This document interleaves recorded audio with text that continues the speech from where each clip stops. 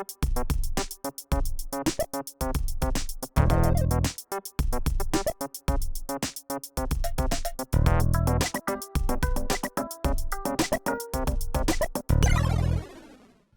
hey, what's up, man? What's going on? Nothing much here. I think we're doing a show right now. I think that's what's Oh, going okay. on. Yeah, it's Cool. weird. Nice. So we're doing, this is Quasar with Fries. Welcome everybody. This is episode 6. My name is Rich. I'm and Wayne. That's Wayne right there. I like to interrupt Rich before he's done talking, introducing himself with mine. That's good because honestly, sometimes I'll just forget what planet I'm on mid-sentence, and so it's a good thing. I couldn't be weird. Like 6 episodes in, you would have thought that we could figure out how to do the let's just introduce ourselves thing, and every episode it has been an absolute car crash. I know it's like the awkward pauses and bad acting in horrible movies, where they're like, we've tried handing it off. We've tried literally every trick you could possibly do to do like a smooth kind of like, hey, this is Quasar with Fries. I'm Rich, and then we will never get it. And I think we should just embrace like how bad it is. It's going to be a charming aspect of the show. I need to tee up like a little audio clip of crickets. So right after I say something, I'll just punch that in until you talk, basically. Just let's make it as awkward as possible, for everybody. 100%. It's best. So, let's see. We haven't really teed up a lot on the AI front, which frankly is freaking fine with me because I am almost AI'd out for the week. We've hit a little bit of a lull, I think, news-wise. I mean, I don't know if it was just like a bunch of people were like super nervous with like Nvidia's earnings were like near the end of August, and so like I don't know if it was a bunch of people. There was just a ton of news and a ton of things coming out, and they made a lot of money, and the market was still like, that's not enough money. I want more money. Yeah. And so then the stock went down, and then people were like, Actually, that is a lot of money. Like, they're going to double their revenue this year. And so then the stock went back up. And so now everything's fine again. And so you're not hearing anything about AI for a little while. Yeah, so. It's crazy. There was that one video of, I think it was that I shared in our chat internally here. I think it was Facebook. It was Meta. And they were using AI to basically change your face. Oh, or something like that. I need to. I'll pull that up later. At some face point. Face swap. Yeah, but it was legit. Like the person reached up, pulled on their like cheek, and it stuck. And it did the same thing with the AI face too. And you're like, whoa, like this. And they had a frame of who they look like in the main screen, which is who you became, basically. And then in the upper window, they had like who you actually are, what you look like. So it was like taking Second Life to a whole different level in like a Zoom meeting format or a podcast format. It was super trippy, dude. We're all just okay with this. We're all totally fine with where this is going. I mean, this whole thing is just like a figment of our imagination, this reality we're living in right now, right? I mean, we're all energy, bro. Everything is transferable. Yeah. Everything is fungible. Our tokens, our faces, all of it. Everything is just, bits and bobs, and who cares, man? I can't wait to swimming around in like a digital world like that movie Lawnmower Man, where there's like crappy like virtual reality spheres and cubes and circuitry everywhere, Yeah, Zuckerberg saw Avatar and was like, okay, I'm there. Like, why not? We're doing this. Why not? Yep. Let's just do that. How about we just do that? How about we just assume like mechanized versions that attain things that we can only dream of today. I don't know what I'm saying anymore. I've completely lost track of what we're talking about or the thought. I apologize. You should do just drink more coffee and keep talking. That's like the best way to handle it usually. 100%. Well, moving on to some of the tech stuff out there. Today stumbled on this rad Kickstarter, which was basically not that guy, Woo!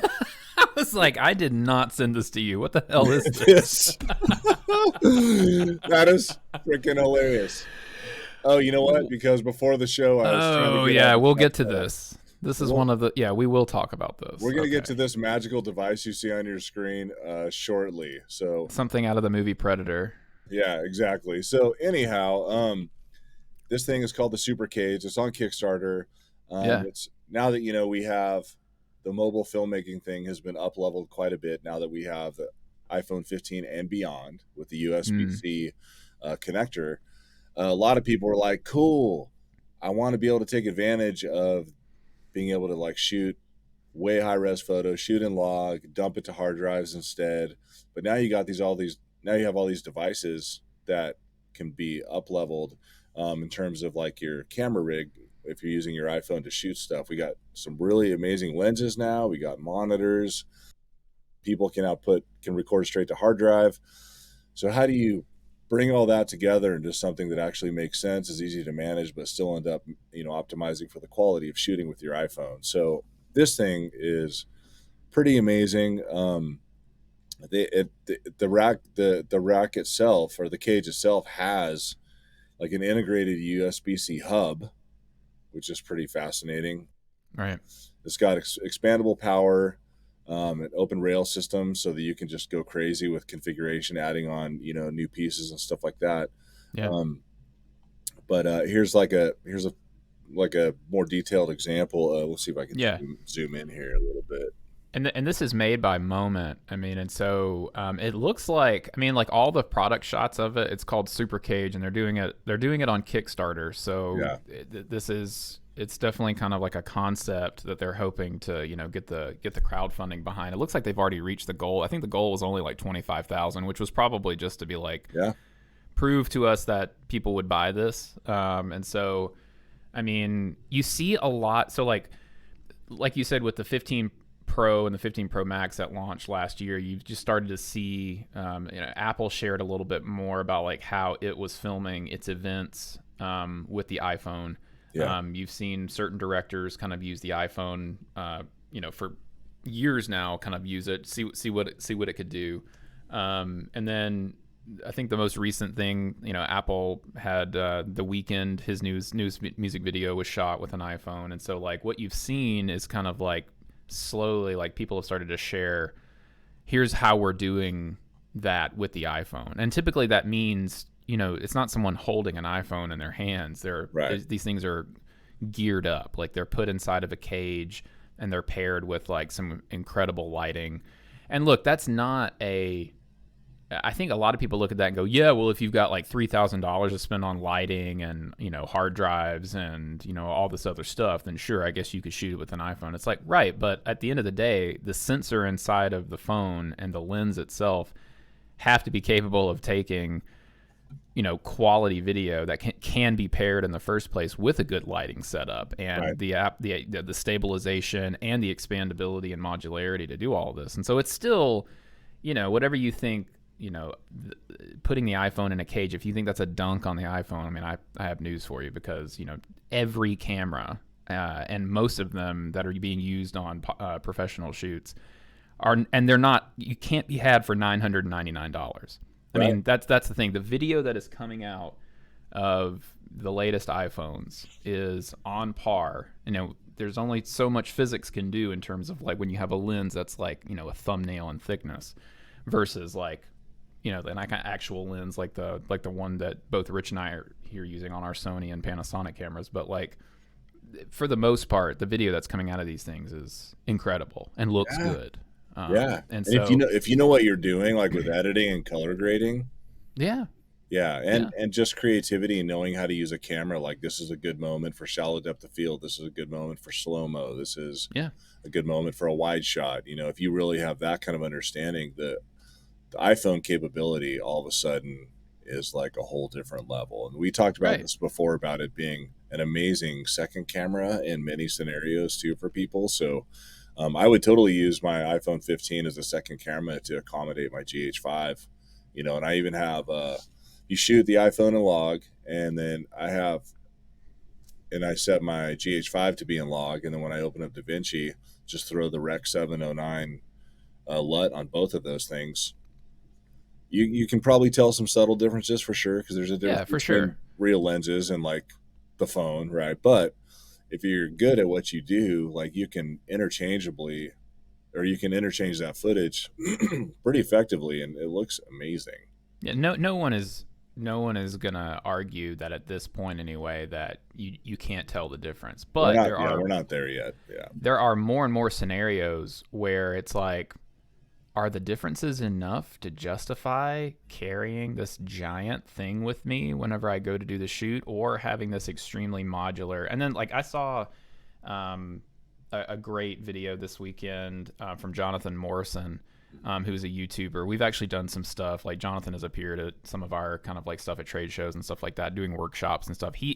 Jonathan is like a really fascinating dude. Like he started off as a tech YouTuber, but then he got like really interested in like audio mixing. And so he started doing some of that, but then he's had some health issues these past few years where literally like his kind of like the nerves in his eyes, I think, started to kind of like not talk to his brain. And so like he it basically turns into, it's not blindness, it's just the inability to be able to kind of like understand what you're seeing when you're seeing it. So anyway, right. all of that to say, like if you haven't checked his channel out, please, yeah, go check out Jonathan's channel. But like he did a great video on using iPhones. What he has done since then is he's moved away from using like an actual kind of like large sensor camera to using the iPhone to shoot his videos with. And a big part of that is because the screen is so legible. Like typically, if you were going to get the point he makes in the video, the screen that's in the iPhone, to get that type of screen on a camera, you typically have to buy like like a Ninja, like essentially, and strap that on top of a cage, because the screens that come on cameras are not the iPhone screen. So it's this nice large, he's shooting with a Pro Max, 7-inch screen where you can see exactly what you're shooting, and get like, and the controls, and have everything on this, like it's extremely accessible. So like the larger point here is that not only is it a cheaper alternative for professional filmmaking and video making, it's also an accessibility thing, where who doesn't have an iPhone nearby these days where you could just immediately start going and making movies? Who doesn't have iMovie on that iPhone to like learn how to do, film editing and basic edits and stuff like that? Right. And a ton of other like apps and stuff like that you can get creative with and learn all these things. And so it just kind of makes sense, going back to this Moment product, the Supercage. Some of the really interesting things that they're solving here is kind of like, okay, you want a modular kind of solution for your iPhone. And it's been very piecemeal. Like you can make what they've created by like sticking a bunch of different things together. But what they've created here is like a USB-C hub that lives inside the cage. So the cage is very modular in that you can clamp an iPhone in there, and then the cage has rail systems where you can put lighting or hard drives like our awesome little guy here, the Electron. You can put hard drives like that are like perfect for shooting small and compact and super fast. But now, instead of having to hook those things directly into the phone or rigging up like a tiny little hub that you put on top of it, the cage itself is the hub. And it looks like it's got audio inputs in there. It's got like it'll charge your iPhone. So you basically, there's a charging cord that goes from the cage into the iPhone. And then from there it'll charge the phone if you have like a battery connected to the cage, and you can connect your hard drives like the Electron here, so that you can record, ProRes log directly to a hard drive. I mean, it's at that point, that's a professional loadout. And honestly, the argument of kind of like, well, yeah, at that point it's a professional, but it's like, why wouldn't you just use a camera? It's like, because at that point, the cost savings is enormous. Like this cage is going to cost like $200, around $200. I think as low as $160, but with certain options, like $220. Plus your $999 iPhone Pro 16, or maybe your even cheaper iPhone 15 Pro or 15 Pro Max. $1,200 for like a loadout like that a great run and gun loadout. I mean, it's pretty hard to find. It's not even just the money. The money's a big part, obviously, for all of us. But like, right, the planning and the gear, like if you're a legit camera person and all you need, you've been tasked, you've been paid to go out and get a bunch of like great footage for B-roll and some interviews and stuff like that, and most of it you've been told is going to be used for social media purposes and stuff like that. It's like, why am I going to stuff like an Ari or an Alexa and then a freaking or an FS7 or like some giant ass camera with all these big lenses and like a bunch of giant crazy battery packs and stuff. Like there's also the, how much crap do I want to drag through an airport in 25 Pelican cases? Right. You know, do I really need all this, or can I get away with certain using my phone and then I set up like this for this particular project? And so it at least gives some DPs and like, you know, freelance camera guys some options to be able to do more with less and still have the quality be, you know, decent or whatever, you know. It's just super exciting to me that there's companies that are doing the work to kind of figure out kind of like these accessories, because like I said, it's been very like, you could cobble something together very similar to this, but like, man, if you've ever done it, you know, like how killer this kind of like setup is going to be and how much how many fewer cables and, you know, finickiness that you're going to have to do. I love it. Moment is just a dope company in general. I mean, like they are kind of like, they have always seen the potential of the iPhone for kind of, because their background is definitely doing like a lot of skateboarding filmmaking, and so kind of like they've seen from the very beginning like the potential that this phone that the iPhone has as a run and gun camera, and like over the years that has just gotten better and better, which is probably a good segue to talk about this guy, the iPhone 16 Pro. Oh, yes. So I received... You're blurry if you do it that way. Look at, there we go. There we go. There it is. Yeah. It finally latched onto it. Yeah. So there it is. And then here, let me see if I can get this in focus too. There is the new camera and control button for the iPhone 16 Pro. iPhone and the iPhone 16, the non-Pro models even have this little guy on it. So that's kind of the bulk of what I want to talk about, because I've only had the phone I've had it for less than a week now. I just kind of wanted to give you guys my initial impressions of it. Honestly, like for the most part, this is pretty in large part the same phone in a lot of ways as the 15 Pro. I actually downsized from the Pro Max to the Pro for this one, because one of the main differences with the 16 Pro is that unlike the 15 Pro, its telephoto is now 5x instead of 3x. Okay. So last year, only the Pro Max had the 5x telephoto, and I use it all the time. Like, I love it. It's one of my favorite additions to the iPhone in many, many years. So I didn't like the extra weight and size of the Pro Max, and so I was super stoked that the 16 Pro got the 5x just like the Pro Max this year. So that's one thing. And then obviously the other big change, like I was talking about, is this camera control button. If you can kind of see here, whenever I hit the button, it immediately opens up the camera app here. And then if you kind of like soft touch it here, you get like these little option menus that kind of like pop up. So it's cool. It lets you kind of like easily flick through certain options, open the camera very quickly. And then it's also going to be used for like an AI feature that hasn't been enabled yet. In terms of the camera control button, if you're kind of like, oh man, is that worth upgrading for? I would say no.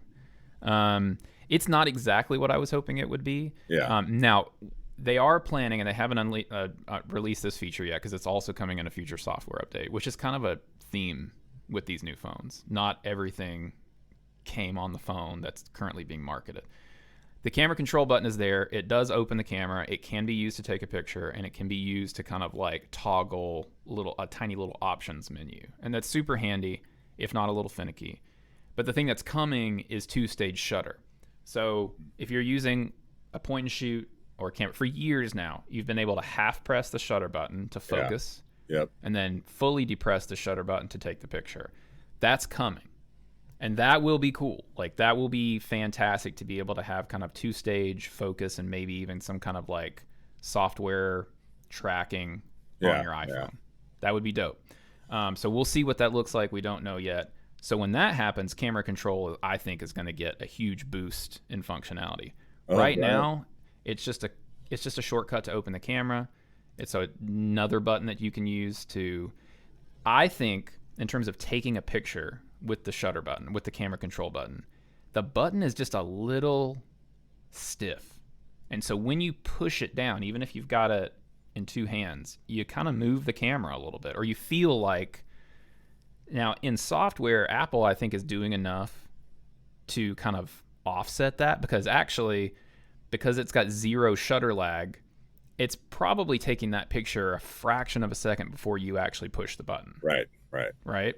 So it's accounting for that. It just doesn't feel great. It doesn't feel as solid as like taking a picture with like a mechanical shutter or like even an electronic shutter. Right. It just doesn't. It doesn't feel great. I think they need to work on the button itself. Yeah. The half press feels good.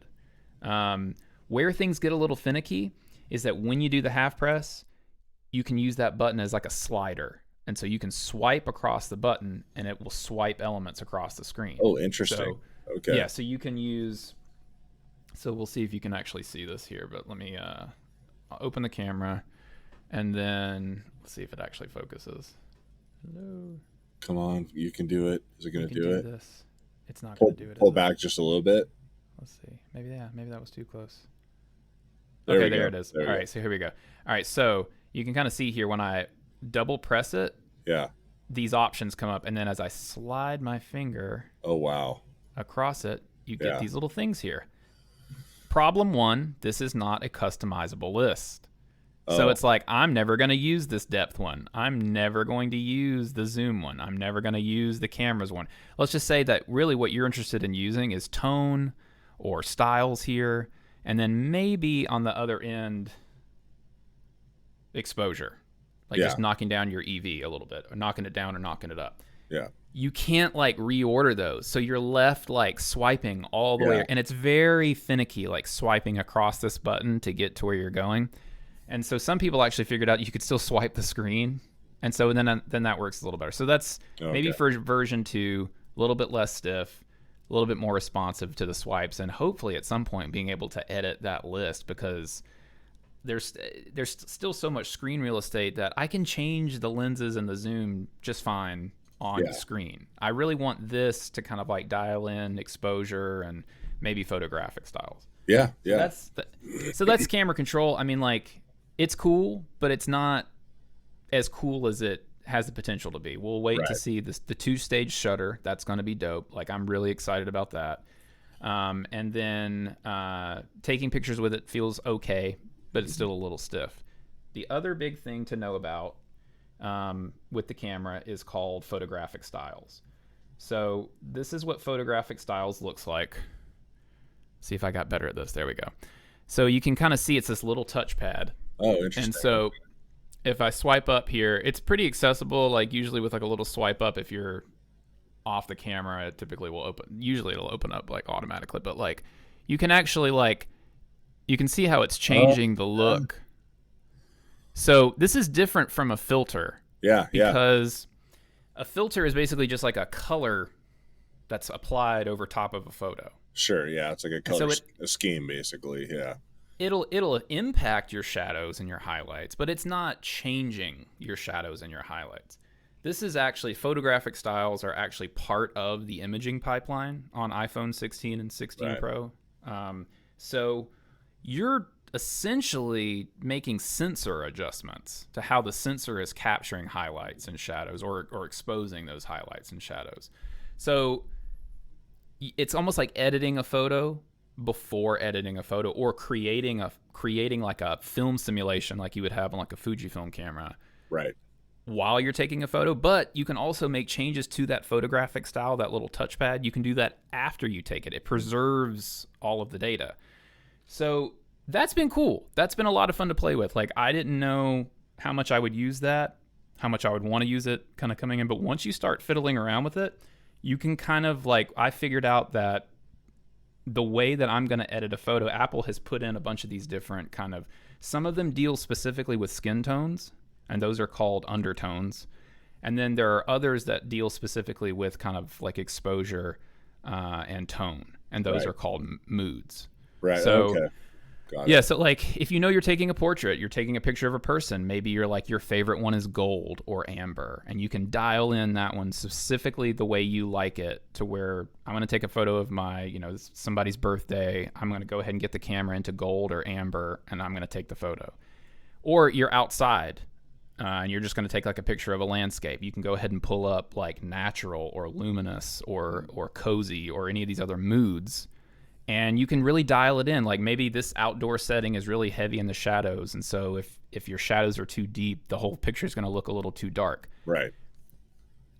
Now, what we're describing here is typically what you think about as you're adjusting shutter speed, aperture, and stuff. So these are like enthusiast or even more like professional level considerations. Most people, 99.99% of people, when they pull an iPhone out of their pocket, they're just pulling it out, they're opening camera, they're taking a picture, putting it back in their pocket. Usually they're taking like 92 pictures of the same thing. That's true. That's true. But they're not thinking about these things. Sure. Yeah. Right? Yeah. Yeah. Exactly. So like what you kind of realize is when you start playing with this is just like, oh, people aren't going to do this. Right. Like nobody's going to do this. Like effectively. So what Apple has really done here is, and the photographic styles, as far as I remember, they're only available on the Pro phones. You can't, the 16 Pro or the 16 and the 16 Plus don't have photographic styles, just the Pro and the Pro Max. That makes sense because this needs to be something that you're making like a conscious effort to get into, tweak, refine, and learn about, because it's kind of, you can't fiddle with shutter speed to the degree that you can on an actual camera. Right. You can adjust shutter speed and ISO, but you can't really mess with f-stop. You can't really adjust shutter speed to your liking. You can't adjust ISO to your liking. For ISO, yes, but can't you, with the iPhone 15, at least what I recall seeing in there is that you can adjust the f-stop, not in cinematic mode, but in regular mode. You can actually go in and adjust for that. You can adjust but it's not so like on a camera when you're adjusting your f-stop, it's doing two things, right? It's making the depth of field shallower or deeper, and it's letting more light or less light into the camera. Right. On an iPhone, it's just doing the software blurring. Yeah, I mean that's basically exactly. It's kind of just doing depth the of software field. version. Yeah, that makes sense. So you can, to your point, you can adjust depth of field, and they call it f-stop on the phone. Yeah, but it's not. But you're not letting more light into the camera. Right. It's trying to make those adjustments for you on the ISO side. Yes. Right. So because like what happens is on an f-stop when you open the camera up, you're letting in more light. So it's literally like the shutter is opening up wider, and when you go higher on the f scale, it's getting smaller, so less light is coming in. On an iPhone, it's fixed. Aperture is fixed on an iPhone. It's not going up. It's not going down. It's like, I think it's a 1.7 or a 1.8 aperture lens. Or maybe it's a little bit less than that now. I can't remember exactly. That's not changing. Yeah. Whereas on a camera, you can adjust that, and that opening grows, or on a normal lens. And so, point being, you can't really adjust the things that typically impact the highlights and the shadows and the midtones and everything else when you're taking the picture on an iPhone. So what they've done is through software, kind of like how they've done with like adding depth of field with like a software blur that's gotten better and better. They've added like a software way of adjusting the look of your photos if you want to fiddle around with like a slider. And it's pretty cool. Like not only is it adjusting tone and contrast, highlights, midtones, stuff like that, it's doing that, but there's some of these styles that add color into that pipeline. Right. So it's color grading at the same time as it's doing like S-curves. Yeah. Essentially. Yeah. So it's a combination of a bunch of concepts, none of which, like, because I already had this conversation with my wife, and she went like her eyes rolled into the back of her head as soon as I started talking about it. And it's got, and like that just, to me, it just confirms to me, like, I think it's really cool, but most people are gonna like probably not even use this feature or try to dig for it.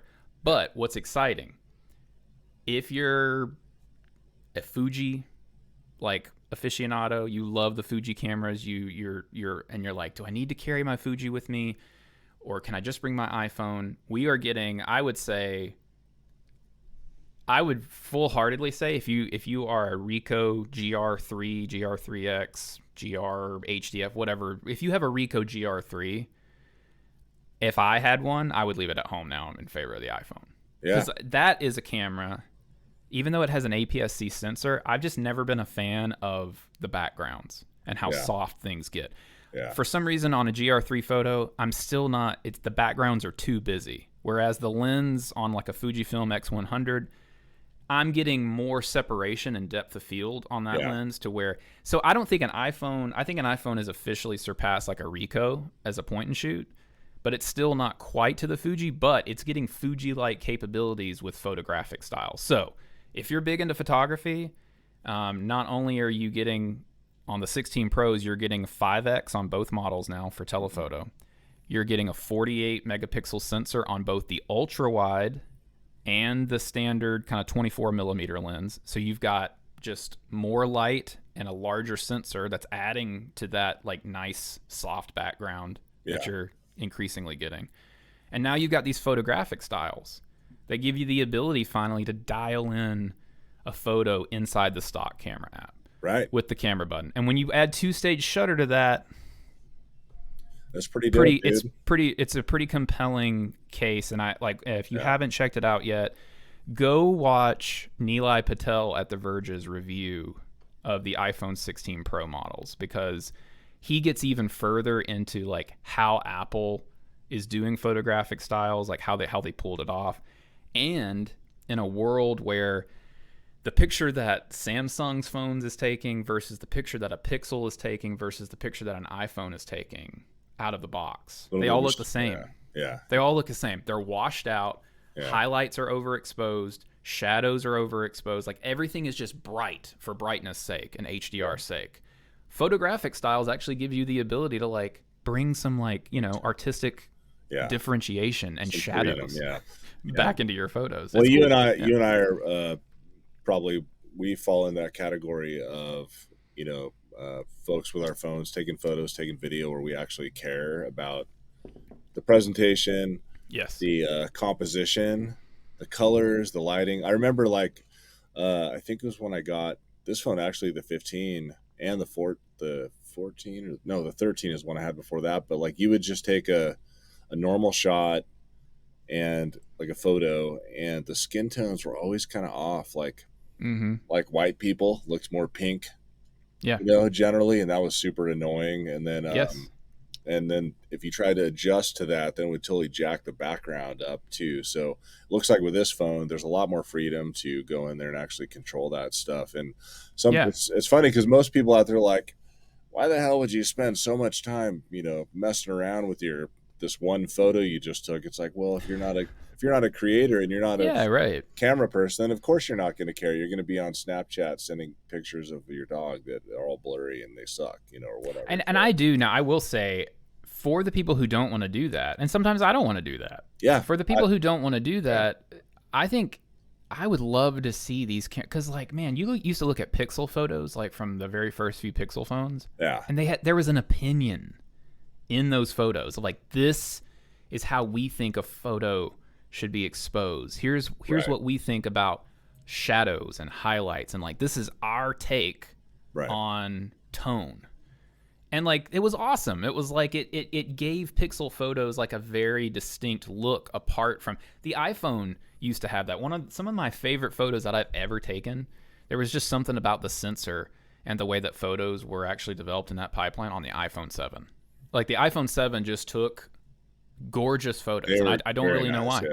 And I've talked to a lot of people who have the same, like, oh my gosh, yeah, exactly. Like the iPhone 7 was a great phone for taking photos. I feel like some of the later models after that, they were trying to go farther with the technology's assumption about what you wanted a photo to look like, and they kind of went like too far with it to where you're like, this looks weird now. HDR and night mode have had just a horrible impact on mobile photography. I'm sorry, but people that just choose HDR just so they can say they're shooting things in HDR, like I feel like I'm looking at a digital illustration of something, like a cartoon version of things, like of reality, you know, like, oh, everything is so crisp and we're able to work with all these different layers of like Yeah. tonal ranges and stuff like that too. And I'm like, well, it looks like a cartoon. Like I just laid some like silly, goofy filter on the photo. It doesn't look Yeah. like You don't see it as much anymore. Like when it Yeah. became when HDR just became kind of like a thing that your phone did built in. Yeah. Do you remember how often you would see HDR photography because it was unique because it looks so different from a normal photo? Yeah. And it was something that you would do through kind of like Photoshop or some other kind of editing program. So you had to have some kind of like skill to make this HDR photo. Yeah.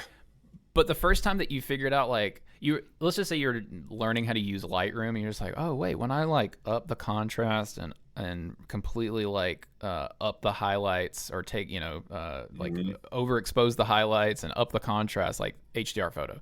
So like it was something that was kind of like a thing for a little while, and then it quickly fell out of favor once it was just something your phone did, because everyone was like, oh wait, this looks kind of not great. Like it still has its place, or like multiple exposure photography and like astrophotography, to where different things, you need to combine multiple frames to kind of properly expose a bunch of different elements in the same frame. So it still has its place, but it's like, is it cool that we can take photos where you can see better at night? Yes. Yeah.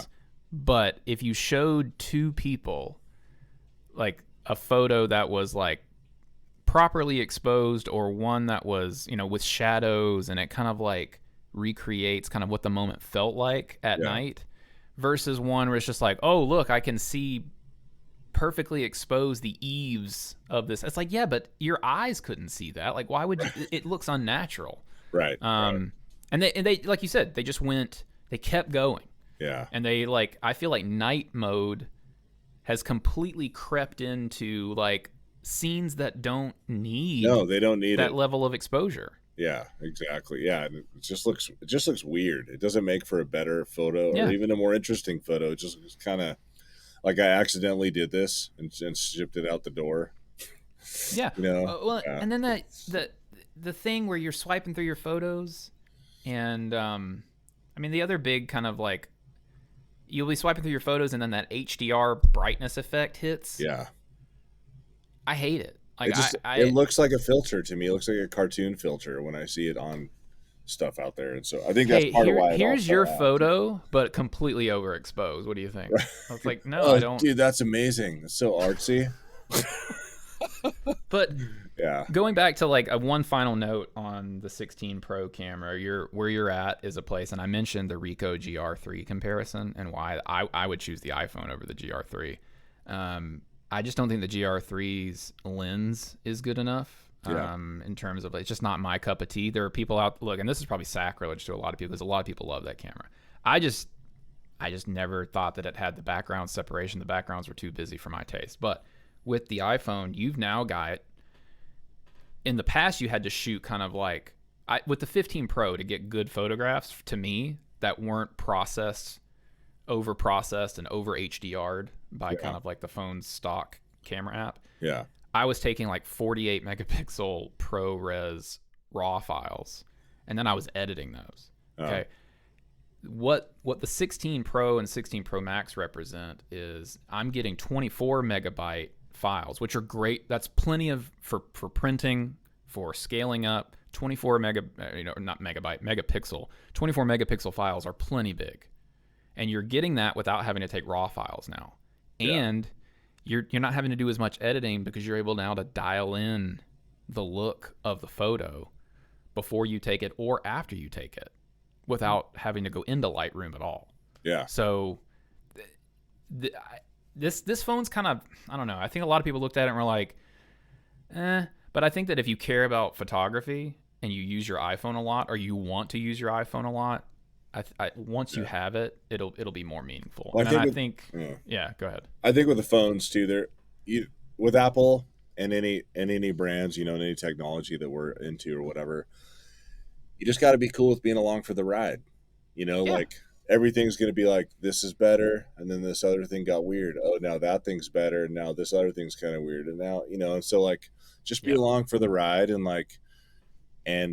honestly, it's still in my opinion, just a really, really exciting time to be a creative with stuff related to cameras, shooting photos and video. Like, Yes. it's Yeah. so, everything is so fun all the time, Yeah. you know, and like that part of it, I think is super dope. And so the fact that you can 100%. go out and it's actually sometimes the iPhone, in some cases, it can be a really easy way to teach new people that are interested in shooting photos and stuff like that, actually teaching them about the fundamentals, Yeah. ISO, color, stuff like that. There's no replacement for showing them that on a real camera that has like knobs and clicky things and stuff like that. But at the same time, being able to show, oh, here's what happens when you are in a dark room and the ISO is super low and now it's super high.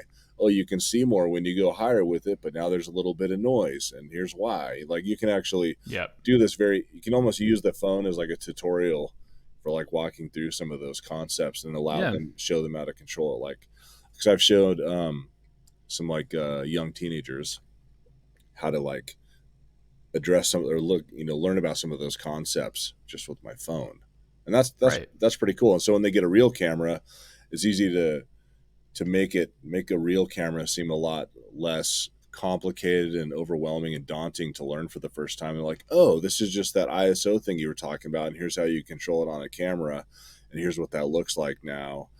Shutter speed, f-stop, all those things, you know. So now Yeah. they can just translate back and forth just the terms. So that's pretty cool. So using it as a learning tool for people that want to understand some of those basic sort of, you know, manual mode concepts, it's pretty cool. I really do hope that people will go into the photographic styles and play around with them and Yeah. stuff like that, because like I have been just with messing around in the backyard. Mm-hmm. I was able to get some results where I was kind of like, huh, yeah, like that's not too far away from a photo that I would have taken with like a Fuji X100 or something Yeah. like that.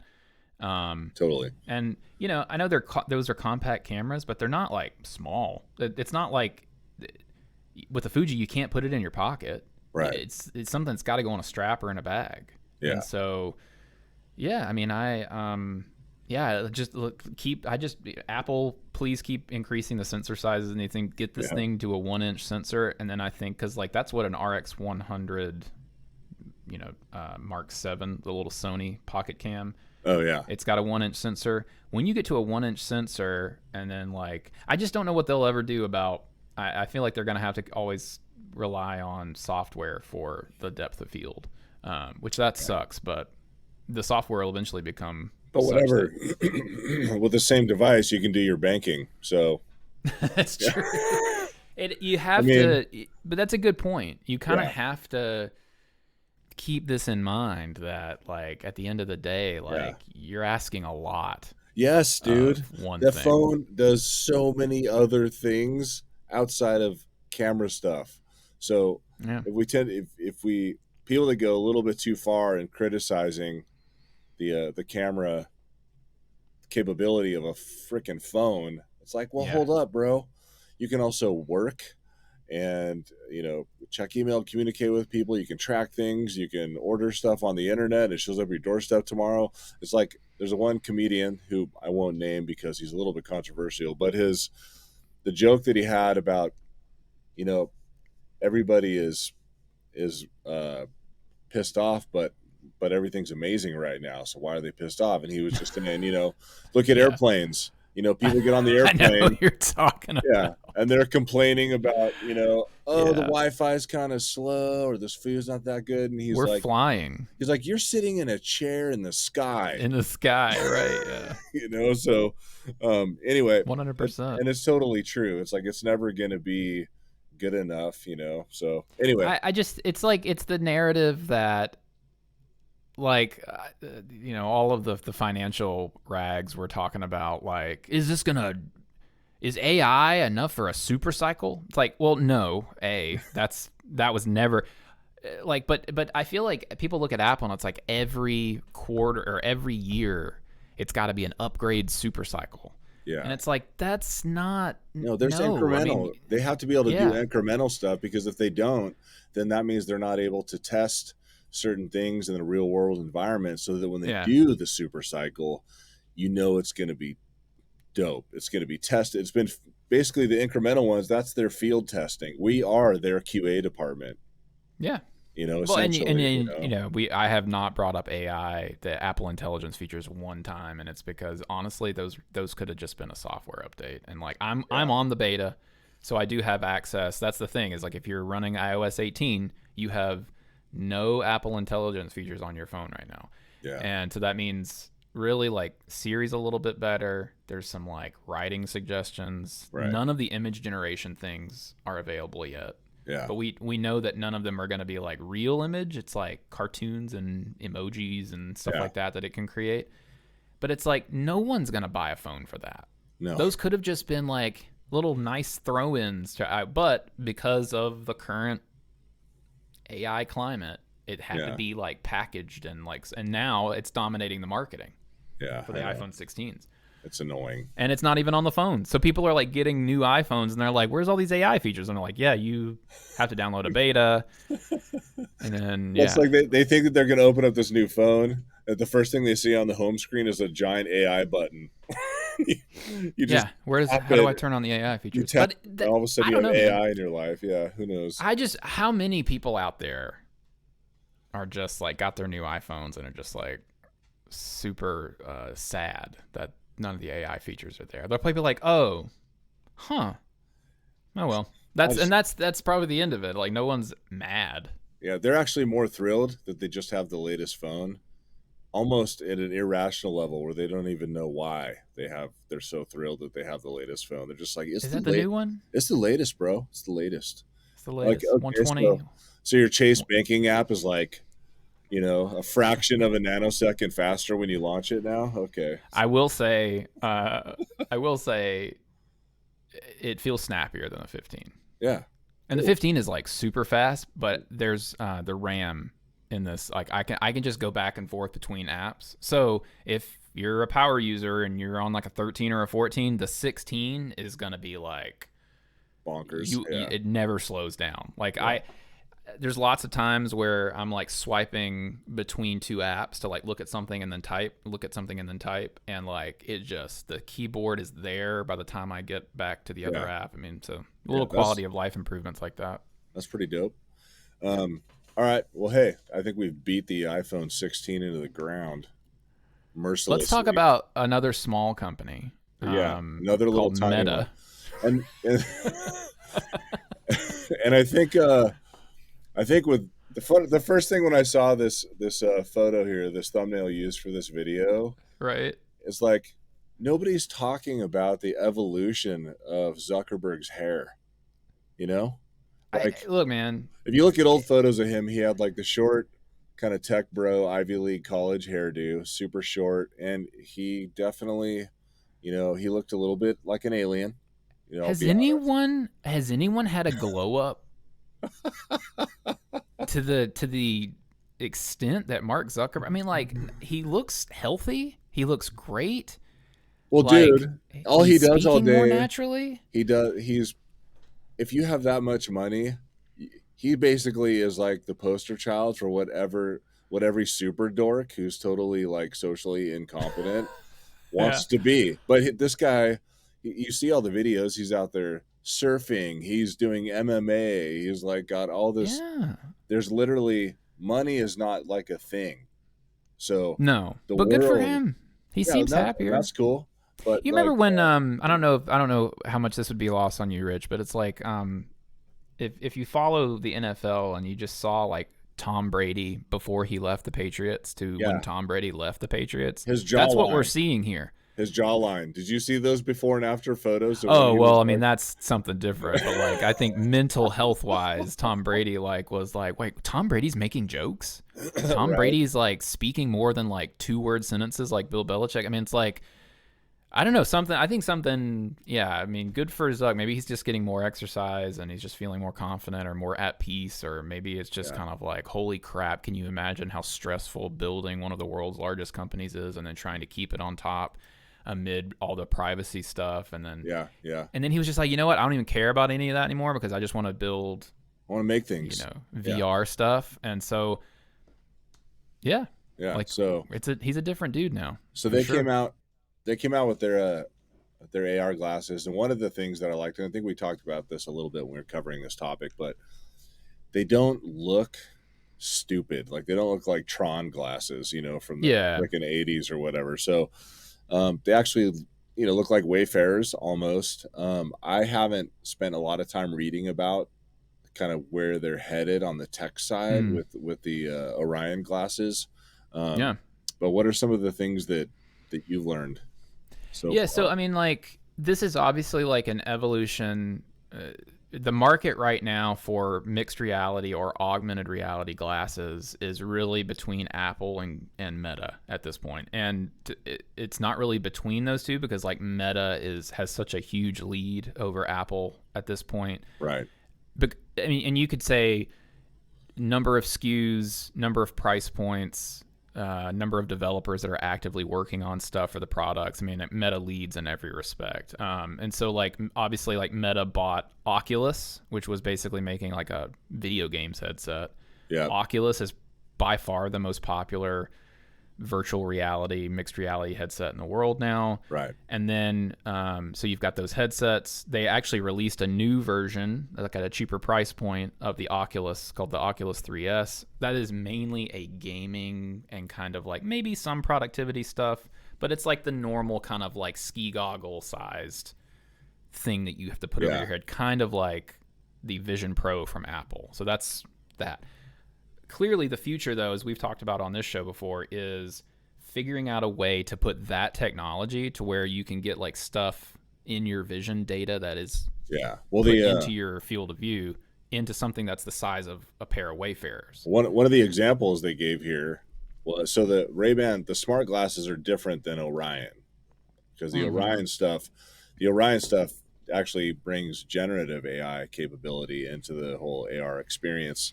One example they gave here is like they use the Orion to just look at a bunch of ingredients for a smoothie recipe, and it was able to actually place labels over the ingredients and generate in the field of view. In the field of view, and then generate instructions for the recipe in a like floating window above those things. And so the lenses themselves, right? So like there's no display. Well, it is a display. So like the way that Vision Pro and the Oculus work right now are there's screens put real close to your eyes in those headsets. Obviously, the future, right, is figuring out a way to make a pair of glasses with transparent lenses, but then the screen is in the glass or in the lenses. So, like, that's what this does. And it is by far the most impressive looking demo of anything that we've seen yet. They are still really, really thick, and they look a little weird. And then there's like that reflectiveness in the lenses because there's actually a display in the lenses. So, like, it's actually not a display. It's silicon carbide. It's not glass. It's not plastic. The lenses in the glasses themselves are made of silicon carbide. And so what's going on, there's projectors in the glasses, in the frame, that are projecting what you're seeing into that silicon carbide. And so apparently silicon carbide is just it's much more refractive than glass. So it makes for a better thing to put that projector into. Yeah. So it's like you were saying, like what you're seeing is not a display. You're seeing through the glasses, and then the glasses are actually able to display these UI elements on top of what you're seeing and it's a 70-degree field of view. So that's pretty narrow, but it's a lot wider than anything anyone else has shown. Like recently, Snapchat showed off their new spectacles. They look terrible. The Meta is so far ahead on the hardware, on the UI, on everything else. And so, like, this is not something that you're going to be able to buy. Right. There are only 1,000 of these that were made, and because they were so expensive, Meta just decided not to sell them because they couldn't figure out a way, like, which basically means that you're talking about something that would be more expensive than the $3,500 Vision Pro from Apple. Yeah. Like, who knows how? I mean, $10,000, $20,000, because it's a lot of the technology in the Vision Pro that cost $3,500 shrunk down to a kind of normal looking pair of glasses. Like, you can still kind of tell these aren't normal glasses. They weigh about just under 4 ounces. So they're not like super light either. So they're not as light as a pair of reading glasses or something like that. But It's very cool. They're controlled with there's like a wristband. Yep. It's called a neural wristband, and it Yeah. can actually like it reads the electrical kind of like impulses in your skin and everything to kind of figure out what the Yeah. motions you're making. It says Um, electromyography, EMG, yeah, what it is. Yeah. And they're saying like, yeah, all the haptic stuff. They're saying it doesn't like read your mind. Like here's what it says: it's not reading your thoughts, but it kind of feels like it. So some of the haptic stuff, just by like flipping your hand a certain way or whatever, in conjunction with the neural, like sort of, what do they call it? It's not like this guy right here. The neural, you got the neural wristband, and then you have the wireless compute puck, which is this like right. So it's long not black thing. doing all of the processing on the glasses. It's doing some of it in that puck to kind Yeah. of help with battery life and weight. Yep. Yep. So now the only downside, I guess, which is if you're going to buy something like this, you're going to be in it for the full experience. You're going to be okay with all the accessories required to actually Mm, do the thing, but having to walk around with more accessories, it's yeah, just like, dude, right. oh man. I mean, I don't know. But even at this point, right? Yeah, Like with the Vision Pro, you would look ridiculous. I'm sorry. Like I know that there's people kind of doing it that are wearing them on airplanes and it looks whatever. And like, stupid. I I'm hate it. sorry. You're right. Yeah, Yeah, I don't want to do it. And then I would say 99% of people out there don't want to do that because of the way it would look. But like, this is definitely more in the line of like people would consider it. But you've yeah, still got the wristband. You've still got this like we don't even know if it is truly portable because it's still that wireless puck. Like I don't know, does it have its own battery? There's a lot we don't know, but like check out the Verge article and watch the video because it gives you kind of some like understanding of kind of like what the UI elements look like. It's impressive. It's really cool, and it's definitely yeah. a lot closer to like what people would actually be willing to do than what Apple has right now, Right, right, right. for sure. Yeah, and these things, yeah, to your point earlier about the cost. I mean, these things were they had to shelve it because they did 1,000 pairs and they were 10 grand each. No. That was me 100% going like, how much could it have cost? Because like they said, oh no, it did say 10,000. I was Oh a yeah, guess, so I just happened to be right.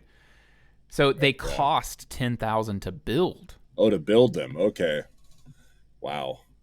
That means to make any money off those things whatsoever, they're probably going to cost 12 to 15 grand per unit.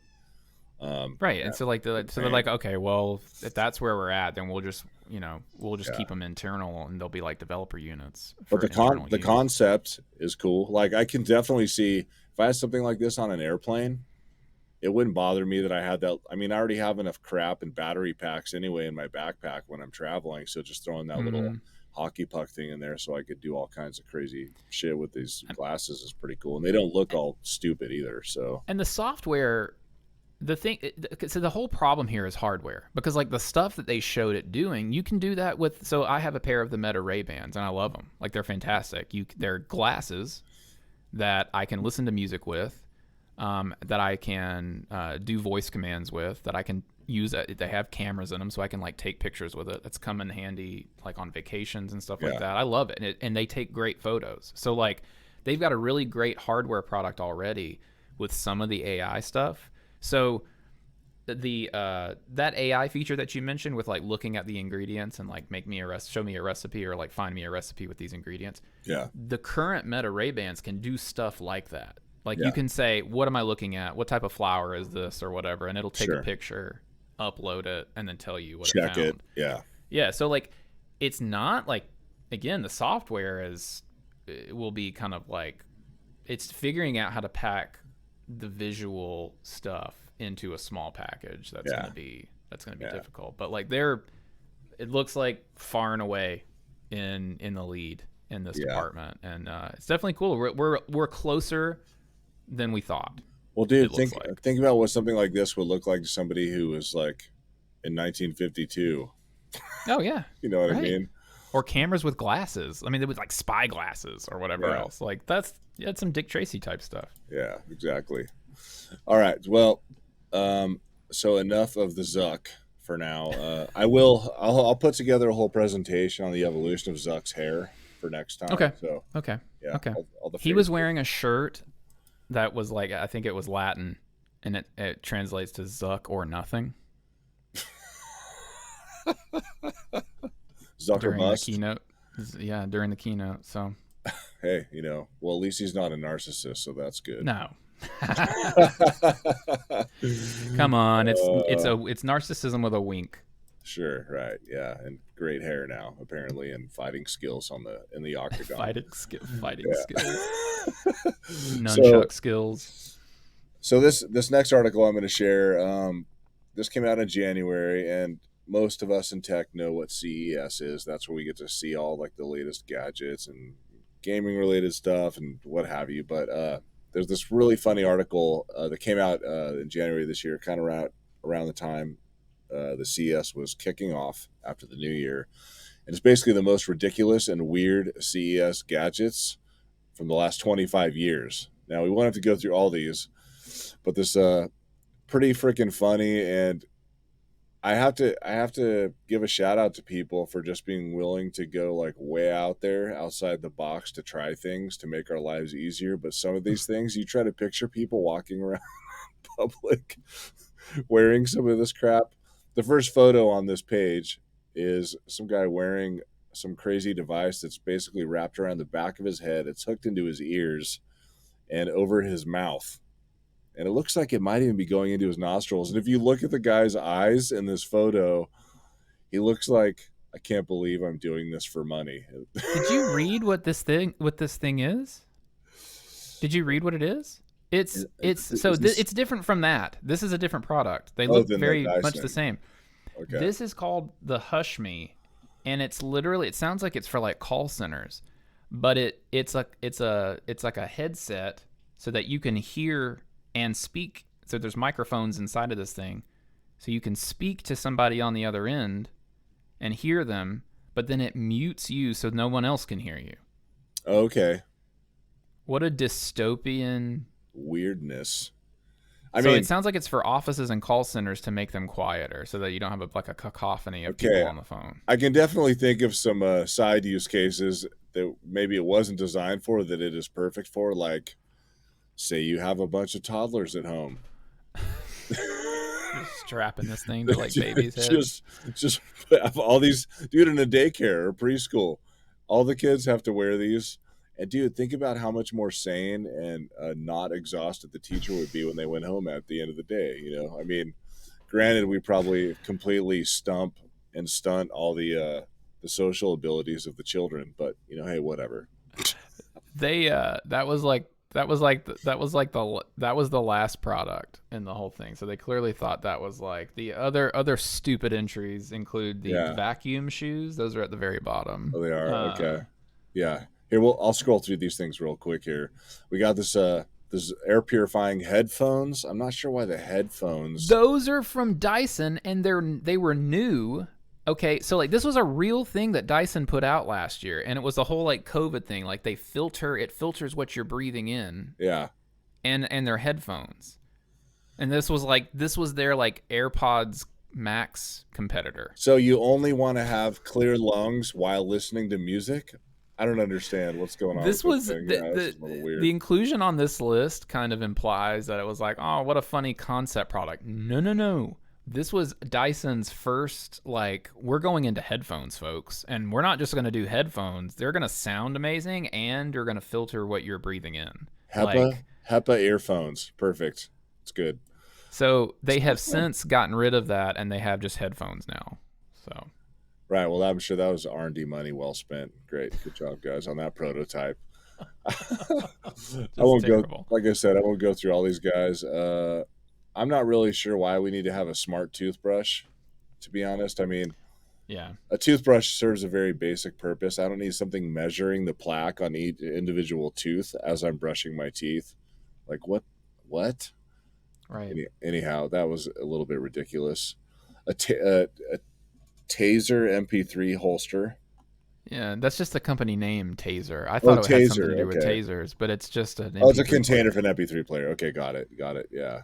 This Pepe pet dryer, dude, if I put my Boston Terriers in this thing, they would shut the door. They would lose their minds. I can see because like no door. One of my Boston, yeah, there is. There's one at the very top there. You can see that it like slides down. You put them in it? Yeah, you put them in it. and it dries them. I'm like, You just do a hair dryer. one of my Bosties has like massive separation anxiety, and if you leave her in a room without anybody and you shut the door, you'll come back in 5 minutes later and the entire room will be covered in dog shit. It's a terrible idea. Like, dude, I wonder if it's noisy too. Like, this thing automatically is, yeah. I mean, just imagine being in a small box with a hair dryer, a small box with a low-powered hair dryer. Like, it would be really loud. And you can't get out, and your owners are staring at you through the glass, the plexiglass. There's no way they tested this on real animals. No, there's just not. They just set a dog in there, or stuffed animal. That looks like a stuffed animal in there. Yeah, that's not the same thing as, I don't know, a real animal. So a fork. This is the happy fork, and it buzzes to tell you to stop, shoving food into your face after 20 minutes. I'm not gonna have any fork tell me how fast or slow I can eat a freaking tri-tip. Sorry, that's not happening. Amazing. Yeah. I don't know, some crazy smart pant holding device that slims or expands to granular changes to your waistline. It's huge. Dude, think about the problems. What if that thing decided that you were skinnier than you actually are? Yeah. I mean, you're going to get crushed by this thing. It would tighten like the tail of the alien that, attaches itself to your face and wraps its tail around your neck. That could be super Definitely scary. don't want to put AI into that thing. No.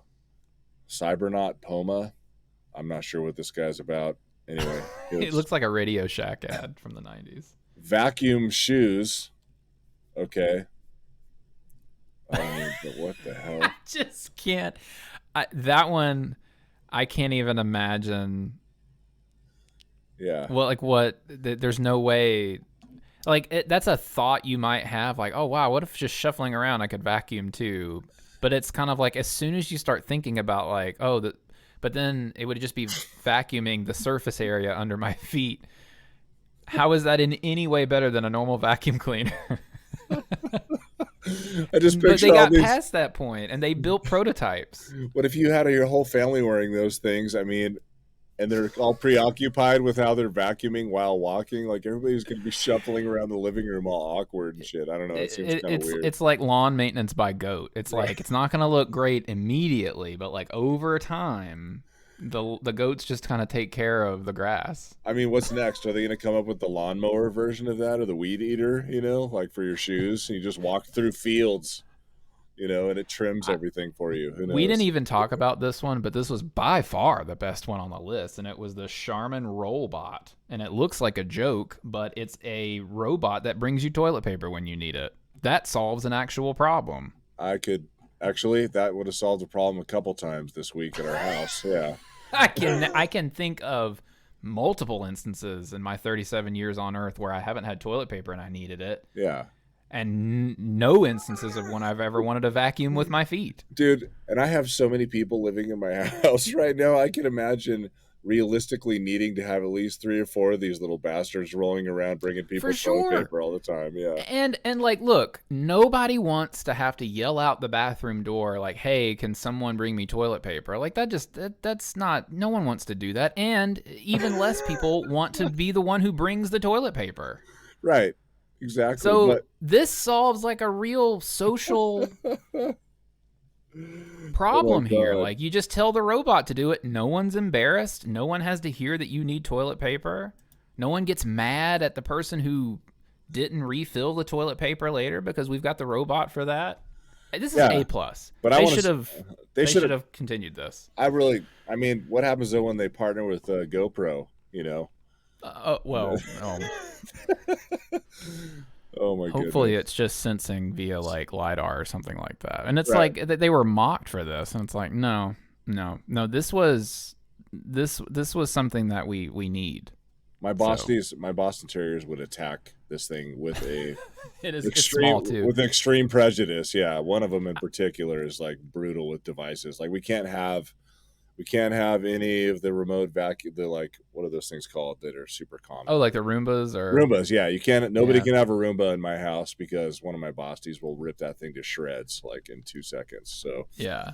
Love our robot vacuum. Yeah, it's a mop and vacuum, and it's just like interesting. Oh, it's so wonderful. It's It's an EcoVac D-Bot. But anyway, shout out EcoVacs, I guess. Little Ecovac. bit of free promotion there. Yeah. I love it. If you Yeah. have wood floors, it makes a lot of sense. But if you don't, then probably not. But Yeah. We have wood yeah. floors. I just, until my one dog dies, I can't own anything like that. But Oh boy, but listen, basically you when wait it's though. gone, Yeah. When Cha Cha crosses the Rainbow Bridge, I'm gonna have 45 Roombas rolling around my house. Yeah. then I can really live. Yeah. I can eat off the floor once the dog leaves. Yeah. Cha Cha's been holding, your house back for ages, but no Yeah. more. My little Luddite dog. Damn you, Cha Cha. So great. Just waiting, Oh my goodness. counting down the days. Exactly. All right. Well, hey, it was a good show, good chat. Yes, sir. We thanks to everybody that was watching, listening, trudging your way through these conversations with us, talking about all the tech gear and things that deliver toilet paper to your door. We will have some shorts coming out soon, some cut downs and stuff like that on Instagram and TikTok, and the full episode should be on YouTube shortly. I'm looking forward to our next chat. Hopefully next week we'll get together As and crank out always. another one. Yeah, Yes, sir. for sure. So Thank you guys for watching. Always cool to talk, Rich. Yep, sounds good, and we will see you guys soon. Later on. Peace.